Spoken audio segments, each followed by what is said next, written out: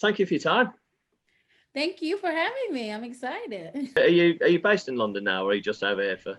Well, I've been in London for 4 years now. I came over because I was doing Dreamgirls. I was playing Effie in Dreamgirls, and I was only coming to cover Amber Riley because she was sick with pneumonia. Right. And Okay. then I ended up staying because they were like, "We can't do this show without you," and I No. took over the role, and then continued to stay here and got more roles on the West End. I played Becky in Waitress, and then Yeah. now Motormouth and Hairspray, and so Okay. many things have happened. So you've got the new album's out on November 27th. Have I got that right? It's going to be December 4th. That Oh, the album. okay. Okay. Yeah. So what can you tell us about it? Well, it's called Tomorrow, and it all started right here in my living room. Okay. I was feeling a bit down and sad about the shows being closed, and it was the height of the coronavirus. Yeah. And I had just gotten over having it myself. Yeah. And I wanted to do something to help the artists and all the backstage Yeah. crew and everyone who was out of work because a lot of those people are living check to check. So even having a couple of weeks off is detrimental. So I wanted to raise money. So I reached out to Broadway Cares and Mad Trust UK. They're two charities that help performers, basically pay their rent. Yeah. And I decided to do this gospel version of the song Tomorrow from Annie. Okay. And I recorded it myself. And I worked with Steve Anderson, who's Kylie Minogue and Britney Spears' producer. Oh, He okay. sent me the track, and he was like, "Let's just do it. I mean, we'll see what happens." And then we self-released it, and then it went viral. And the song has now been used on the U.S. Open 2020 highlights. It was played on Michael Ball's radio show. It shot up to number 2 on the iTunes charts. We beat Gaga, Beyonce, everyone. And then the record deal came, and from there, we started doing the whole album in lockdown. So I Yeah. recorded this whole album here, and it's so cool because all of the emotions of lockdown are embedded in the album. We Yeah. got Michael Definitely. Ball on the album doing Show Must Go On with me, and Before I Go, and Purple Rain, and all so many amazing songs that people will love. I think it's gonna be great. Okay. I mean, how does it feel having your debut album out? And what kind of led you? Obviously, you mentioned the single, but was there a plan to have an album out? Was that always on your on your radar? Yeah, I've always wanted to sign a record deal. I've been wanting that since I was 15 years old. Like I have auditioned for all the things, American Idol, The Voice, all those things, trying to get it quick. And then I went through, I just worked for 15 years. I worked on Broadway and on the West End and kind of worked my way up. And then now having this album come out is just like a dream come true in a pandemic of all times. Yeah. Yeah. So Have it's an a album come out and to get a record deal in a pandemic is so crazy, but it's because people need this kind of music right yeah. now, something to Okay. inspire them, something to help them cope with all the stuff that's going on.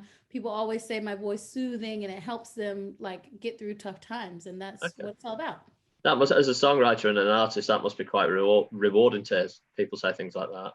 Yeah, I mean, I've heard people say, I heard your song Tomorrow come on in the car on the radio, and I had to pull off on the side of the road and cry because I was like, I needed to cry at that moment. And I think that's so cool that you can help people process their feelings through music because I think music is therapy for people. I really do. Oh, absolutely, yeah. I mean, you've touched on one of the things you've touched on is the theatre industry in your background. Now, what do you think needs to be done to help the industry? I think the government has to get everyone needs help. It's like they put all these parameters on who can get the self-employed scheme, and if you have to make this amount of money or you had this base. So there's 3 million people who are excluded from the help. Some Yeah, people have had zero help since March. yeah.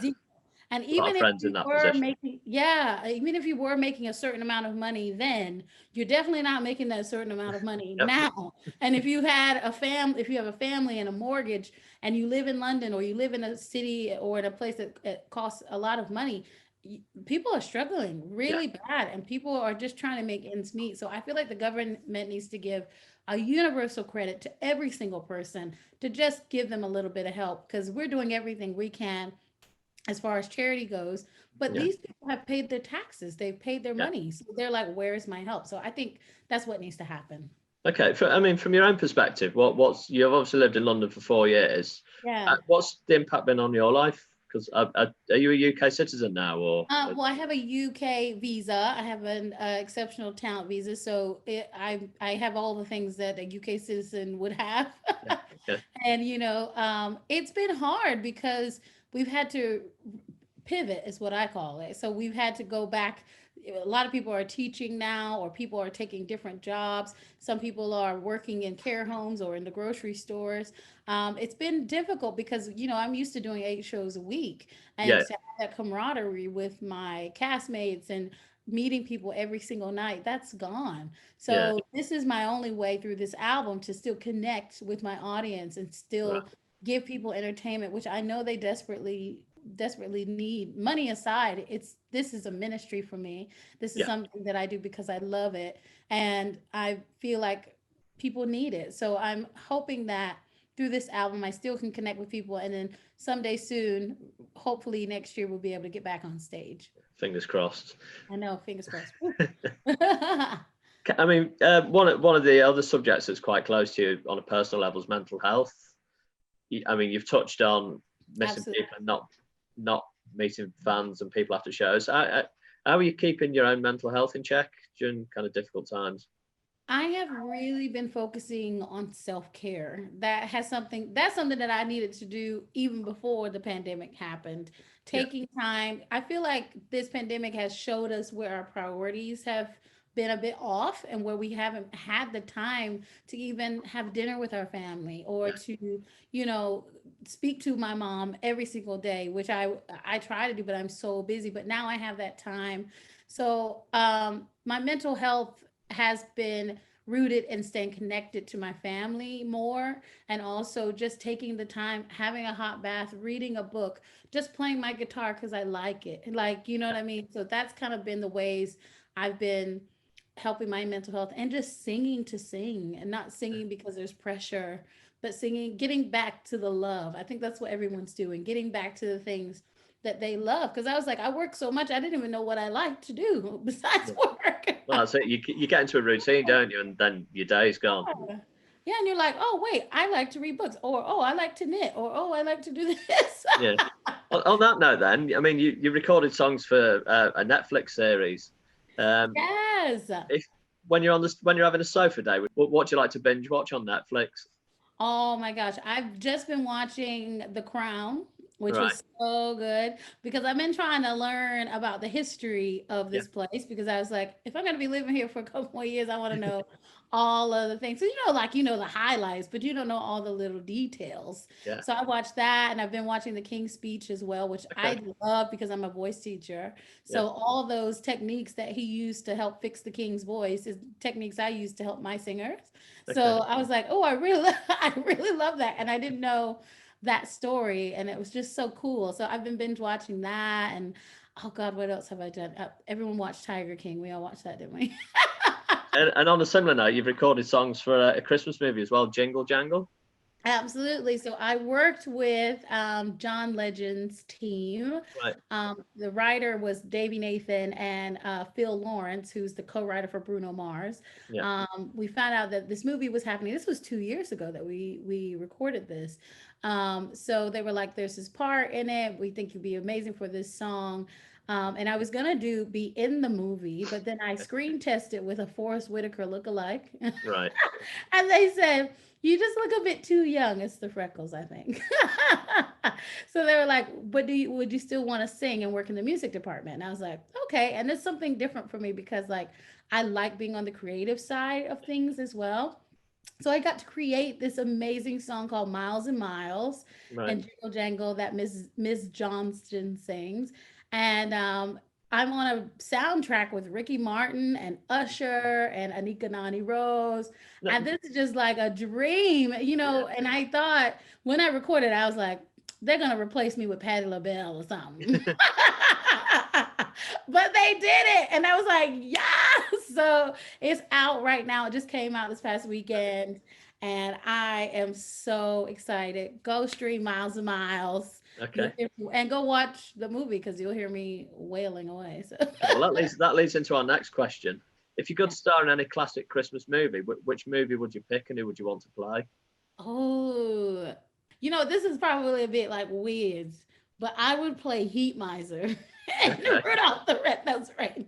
Because those songs were banging, right? Yeah. Heat Miser was banging, and Freeze Miser. I was like, yes, I would have like a fierce wig. Like, oh, yeah, it'd be great. Okay.